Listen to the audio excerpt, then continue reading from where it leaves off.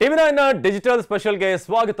ನಾನು ಅವಿನಾಶ್ ಶಿವನ್. ಇವತ್ತು ಮಹತ್ವದ ಸೂಪರ್ 8 ಪಂದ್ಯ. ಭಾರತ ತನ್ನ ಮೊದಲ ಸೂಪರ್ 8 ಅನ್ನು ಆಡ್ತಾ ಇದೆ. ಹಾಗಾದ್ರೆ ಇವತ್ತಿನ ಮ್ಯಾಚ್ನ ಸ್ಪೆಷಾಲಿಟಿ ಏನು, ಪಿಚ್ ಹೇಗಿರುತ್ತೆ, ಮಳೆಯ ಸಾಧ್ಯತೆ ಎಷ್ಟಿದೆ, ಹಾಗೇನೆ ಈ ಪಿಚ್ನಲ್ಲಿ ಹೈಯೆಸ್ಟ್ ಸ್ಕೋರ್ ಎಷ್ಟು, ಲೋಯೆಸ್ಟ್ ಎಷ್ಟು, ಬೌಲಿಂಗ್ಗೆ ಸಹಕಾರಿ ಆಗುತ್ತೆ ಅಥವಾ ಬ್ಯಾಟಿಂಗ್ ಎಷ್ಟು ರನ್ ಹೊಡೆದ್ರೆ ಸೇಫ್ ಆಗುತ್ತೆ, ಇದೆಲ್ಲದರ ಬಗ್ಗೆ ಕೂಡ ಡೀಟೇಲ್ಸ್ ಅನ್ನ ನೀಡ್ತಾ ಹೋಗ್ತೀವಿ. ಸಿಂಪಲ್ ಆಗಿ ನೋಡ್ತಾ ಹೋಗಿ. ಸೊ ಮೊದಲನೇದಾಗಿ ಇವತ್ತಿನ ಮ್ಯಾಚ್ ನಡೀತಿರೋದು ಬಾರ್ಬಡೋಸ್ನಲ್ಲಿ ಕೆನ್ಸಿಂಗ್ಟನ್ ಓವಲ್ನ ಪಿಚ್ ಇದು. ಸೊ ಹಾಗಾದ್ರೆ ಈ ಪಿಚ್ ಹೇಗೆ ಬಿಹೇವ್ ಮಾಡುತ್ತೆ ಅಂತ ನೋಡೋದಾದ್ರೆ, ಕಳೆದ ಒಂದು 5 ಮ್ಯಾಚ್ನಲ್ಲಿ ಒಂದು 2-3 ಮ್ಯಾಚಲ್ಲಿ ವಾಶ್ಔಟ್ ಆಗಿದೆ ಮಳೆಯ ಕಾರಣ.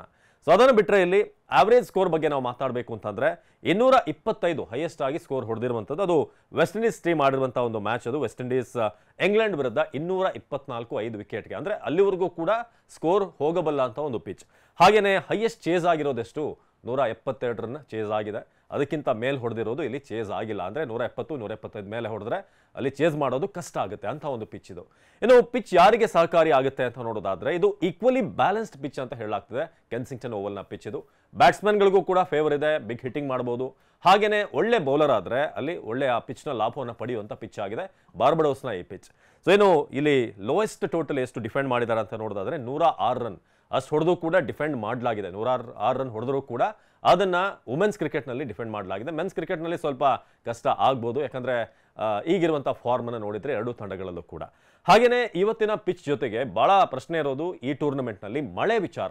ಬಾರ್ಬಡೋಸ್ನ ಈ ಪಿಚ್ ನಲ್ಲಿ ಮಳೆ ಎಷ್ಟು ಮಟ್ಟಿಗಿದೆ ಅನ್ನೋದ್ರ ಬಗ್ಗೆ ಕೂಡ ಈಗ ಚರ್ಚೆ ಆಗ್ತಿದೆ. ಸದ್ಯಕ್ಕೆ ಸ್ವಲ್ಪ ಕ್ಲೌಡಿ ಆದಂತಹ ವಾತಾವರಣ, ಅಂದ್ರೆ ಮೋಡ ಕವಿದ ವಾತಾವರಣ ಇರುತ್ತೆ. ಸ್ವಲ್ಪ ಹೊತ್ತು ಮಳೆ ಬರುವಂತ ಚಾನ್ಸಸ್ ಕೂಡ ಇದೆ. ಯಾಕಂದ್ರೆ ಸದ್ಯದ ಟೆಂಪರೇಚರ್ ಅಲ್ಲಿ 31 ಡಿಗ್ರಿ ಸೆಲ್ಸಿಯಸ್ ಇರೋದು. ಅರ್ಲಿ ಮಾರ್ನಿಂಗ್ ಮ್ಯಾಚ್ ಇದು ವೆಸ್ಟ್ ಇಂಡೀಸ್ನ ಒಂದು ಕಾಲಮಾನದ ಪ್ರಕಾರ. ಸೊ ಮಳೆಯ ಸಾಧ್ಯತೆ ತುಂಬಾ ಇಲ್ಲ. ಒಂದು ಫುಲ್ ಗೇಮ್ ಸಿಗುತ್ತೆ, ಫುಲ್ 40 ಅವರ್ಸ್ ಗೇಮ್ ಸಿಗುತ್ತೆ.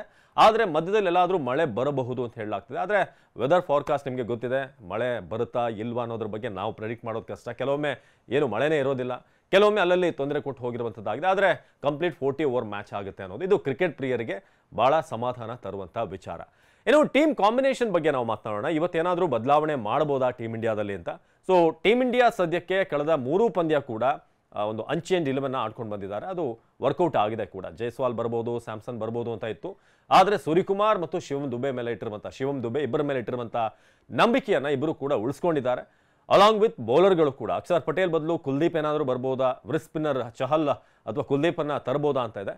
ಮೇ ಬಿ ಅಲ್ಲಿನ ಪಿಚ್ನ ಕಂಡೀಷನ್ ಅನ್ನು ಒಮ್ಮೆ ನೋಡಿ ರಾಹುಲ್ ದ್ರಾವಿಡ್ ಮತ್ತು ರೋಹಿತ್ ಶರ್ಮಾ ಒಬ್ಬ ಸ್ಪಿನ್ನರ್ನ ತರಬಹುದು. ಬಟ್ 90% ಹಿಂದಿನ ಒಂದು ಟೀಮ್ ಇರುತ್ತಲ್ಲ, ಏನು ನಾವು ಗೆದ್ಕೊಂಡು ಬಂದಿದ್ದೀವಿ ಆ ಟೀಮೇ ಇರುತ್ತೆ ಅಂತ ಸದ್ಯಕ್ಕೆ ಪ್ರೆಡಿಕ್ಷನ್ ಇದೆ. ಏನು ಅಫ್ಘಾನಿಸ್ತಾನ್ ಟೀಮ್ನಲ್ಲಿ ನೋಡೋದಾದ್ರೆ ಅವ್ರದಲ್ಲೂ ಕೂಡ ಒಳ್ಳೊಳ್ಳೆ ಪ್ಲೇಯರ್ಗಳಿದ್ದಾರೆ. ಅದರಲ್ಲೂ ರಶೀದ್ ಖಾನ್ ಸ್ಪಿನ್ ಭಾಳ ಮುಖ್ಯ ಆಗುತ್ತೆ, ನಾವು ಅದನ್ನು ಟ್ಯಾಕಲ್ ಮಾಡಬೇಕು. ಸೊ ಓವರಾಲ್ ಅವರ ಟೀಮನ್ನು ನೋಡೋದಾದ್ರೆ ಯಾರ್ಯಾರು ಇದ್ದಾರೆ, ಪ್ರಮುಖವಾಗಿ ಗುರ್ಬಾಸ್, ಓಪನಿಂಗ್ ಬರುವಂಥ ಗುರ್ಬಾಸ್, ಅವ್ರನ್ನ ಪವರ್ ಪ್ಲೇಯಲ್ಲೇ ವಿಕೆಟ್ ತೆಗೆಯುವಂಥದ್ದು ಭಾಳ ಮುಖ್ಯ ಆಗುತ್ತೆ. ಬುಮ್ರಾ, ಸಿರಾಜ್, ಹರ್ಷದೀಪ್ಗೆ ಈ ಒಂದು ಜವಾಬ್ದಾರಿ ಖಂಡಿತ ಇರುತ್ತೆ. ಆರಂಭದಲ್ಲೇ ಗುರ್ಬಾಸ್ ಔಟ್ ಮಾಡಬೇಕು. ಯಾಕಂದ್ರೆ ಒಮ್ಮೆ ಸೆಟ್ಲ್ ಆದರೆ ಗುರ್ಬಾಸ್ ಬೇರೆ ರೀತಿಯಾದಂಥ ಪ್ಲೇಯರ್, ಸಿಂಗಲ್ ಹ್ಯಾಂಡೆಡ್ಲಿ ಒಳ್ಳೆ ಸ್ಕೋರನ್ನು ತರಬಲ್ಲಂಥ ಪ್ಲೇಯರ್. ಹಾಗೇನೆ ಇಬ್ರಾಹಿಂ ಸದ್ರಾನ್ ಇರ್ಬೋದು, ಗುಲ್ಬಡಿನ್ ನಾಯಿಬ್, ಅಜ್ಮತುಲ್ಲಾ ಒಮರ್ಜಾಯ್, ಹಾಗೆ ಮೊಹಮ್ಮದ್ ನಬಿ, ಹೀಗೆ ಎಲ್ಲರೂ ಕೂಡ ಒಂದಷ್ಟು ಎಕ್ಸ್ಪೀರಿಯನ್ಸ್ ಇರುವಂಥ T20 ಪ್ಲೇಯರ್ಸ್ ಅಫ್ಘಾನಿಸ್ತಾನದಲ್ಲಿದ್ದಾರೆ. ಯಾಕಂದರೆ T20 ಫಾರ್ಮ್ಯಾಟ್ ಅನ್ನೋದು ಎಕ್ಸ್ಪೀರಿಯನ್ಸ್ ಜೊತೆಗೆ ಆ ದಿನ ಯಾರು ಕ್ಲಿಕ್ ಆಗ್ತಾರೆ ಅದ್ರ ಮೇಲೆ ಡಿಪೆಂಡ್ ಆಗುತ್ತೆ. ಅದು ಸ್ಟ್ರಾಂಗ್ ಟೀಮ್ ಆಗಬೇಕು ಅಂತಿಲ್ಲ, ಅಥವಾ ವೇಕೆಸ್ಟ್ ಟೀಮ್ ಕೂಡ. ನಿನ್ನೆ ನೀವು USA ಮ್ಯಾಚನ್ನು ನೋಡಿದ್ರೆ ಆಲ್ಮೋಸ್ಟ್ ಅವರು ಕೊನೆ ಓವರ್ವರೆಗೂ ಸೌತ್ ಆಫ್ರಿಕಾವ್ರಿಗೆ ಬಂದಿದ್ರು. ಸೌತ್ ಆಫ್ರಿಕಾ ಅವರಿಗೆ ಭಯ ಹುಟ್ಟಿಸುವಂಥ ರೀತಿಯಾಗಿ ಬಂದಿದ್ರು. ಆದರೆ ಕೊನೆಯ ಒಂದು 2 ಓವರ್ನಲ್ಲಿ ಚಿತ್ರಣ ಬದಲಾಯಿತು. ಹಾಗೆ ಭಾಳ ವೀಕ್ ಇರುವಂಥ ಟೀಮ್ ಅಥವಾ ರ್ಯಾಂಕಿಂಗ್ನಲ್ಲಿ ಲೋ ಇರುವಂಥ ಟೀಮ್ಗಳು ಕೂಡ ಮೇಲಿರುವಂಥ ಟೀಮ್ಗಳಿಗೆ ಒಂದಷ್ಟು ಅಪ್ಸೆಟನ್ನು ಮಾಡಬಲ್ಲಂಥ ಒಂದು ಟೂರ್ನಮೆಂಟನ್ನು ನಾವು ನೋಡಿದ್ದೀವಿ. ಸೊ ನವೀನ್ ಉಲ್ಲಾಕ್ ಅಂತ ಫಾಸ್ಟ್ ಬೌಲರ್ಸ್ ಇದ್ದಾರೆ. ಹಾಗೆಯೇ ಫಜಲ್ ಹಕ್, ಫರೂಕಿ, ನೂರ್ ಅಹಮದ್ ಇವರೆಲ್ಲರೂ ಕೂಡ ಭಾರತದ ಬ್ಯಾಟಿಂಗ್ ಲೈನಪ್ಗೆ ಒಂದಷ್ಟು ಚಾಲೆಂಜ್ಗಳನ್ನು ಒಡ್ಡಬಲ್ಲಂತಹ ಒಂದು ತಾಕತ್ತಿರುವಂಥವ್ರು. ಇನ್ನು ಭಾರತದ ಕನ್ಸರ್ನ್ ಏನು, ಬಹಳ ಮುಖ್ಯವಾಗಿ ವಿರಾಟ್ ಕೊಹ್ಲಿ ಅವರ ಫಾರ್ಮ್ ನಮಗೆ ಈಗಿರುವಂತಹ ಕನ್ಸರ್ನ್. ಕಳೆದ 3 ಗ್ರೂಪ್ ಸ್ಟೇಜ್ನ 3 ಪಂದ್ಯದಲ್ಲೂ ಕೂಡ ಅವರು ಡಬಲ್ ಡಿಜಿಟ್ ಅನ್ನು ಕ್ರಾಸ್ ಆಗಿಲ್ಲ. ಮೇ ಬಿ ಬಿಗ್ ಸ್ಟೇಜ್ ಬಂದಾಗ ಕೊಹ್ಲಿ ಹೇಗೆ ಆಡ್ತಾರೆ ನಮಗೆ ಗೊತ್ತಿದೆ. ಆ ಕಾರಣಕ್ಕೆ ಈ ಸ್ಟೇಜ್ನಲ್ಲಿ ಸೂಪರ್ 8ನಿಂದ ಕೊಹ್ಲಿ ಅವರು ಬ್ಯಾಕ್ ಟು ಫಾರ್ಮ್ ಬರ್ತಾರೆ. ಯಾಕಂದರೆ 3 ಪಂದ್ಯಗಳನ್ನು ಆಡಿರೋದು ನ್ಯೂಯಾರ್ಕ್ನ ಪಿಚ್ಗಳು, ಅನ್ಸರ್ಟನಿಟಿ ಇದ್ದಂಥ ಪಿಚ್, ಅದು ಹೇಗೆ ವರ್ತಿಸುತ್ತೆ ಅಂತ ಗೊತ್ತಾಗ್ತಾ ಇರಲಿಲ್ಲ.